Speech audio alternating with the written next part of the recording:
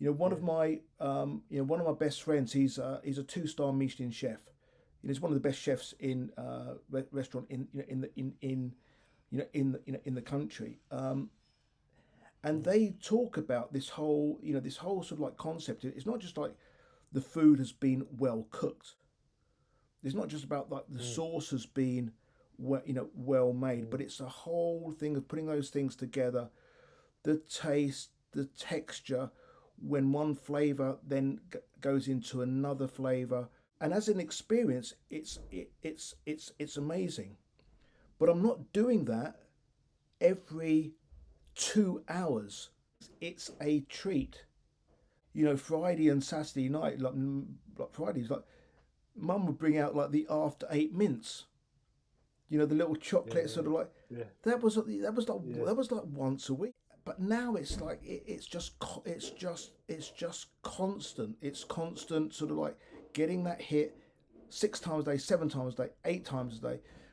The same way with box sets of stuff. Download the whole series, which then goes back to what I was saying. When I was first watching Kung Fu, it was once a week, so you had to build up that excitement. You couldn't wait for that week to get to the next episode. Now it's you watch it in one. Watch a whole series in one one day.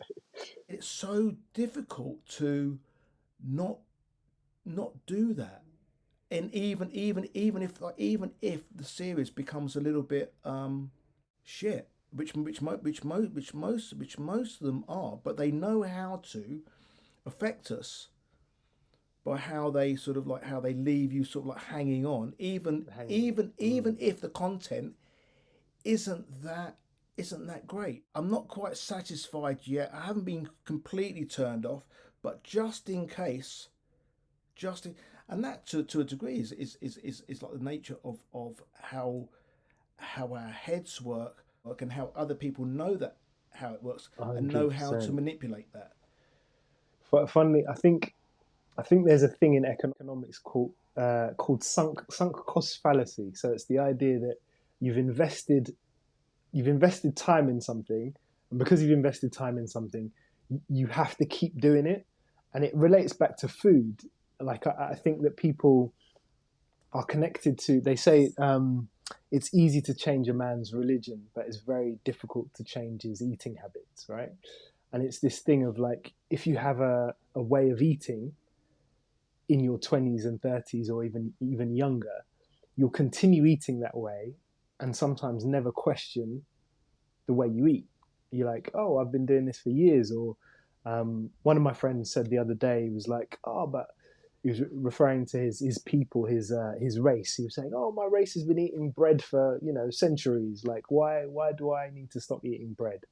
And I'm like, there's a couple of reasons. One, the quality of the bread is kind of different. The ingredients, the pesticides they put in it, the additives they put in it. It's not the same bread that you know, like your ancestors were eating. Um, but yeah, it's that sunk cost fallacy thing.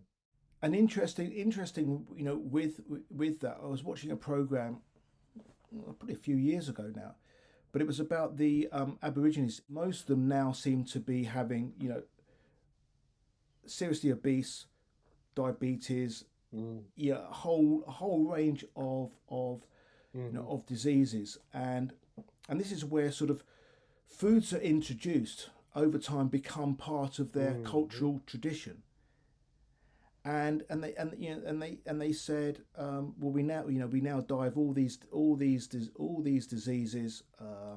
We're quite sick, and the interviewer was saying, um, well, how did you used to die? Well, they either died from old age or they died mm, in a hunt. They gave the Aborigines, they obviously colonized the whole, kind of took over, and gave them flour, lard, and sugar. And so the Aboriginal made this cake, like let's call it like a sweet bread, and that's become part of their cultural tradition. So they think, well, we've been doing this for you know, 300, you know, 300 years. But yeah, but what were you doing 500 years ago?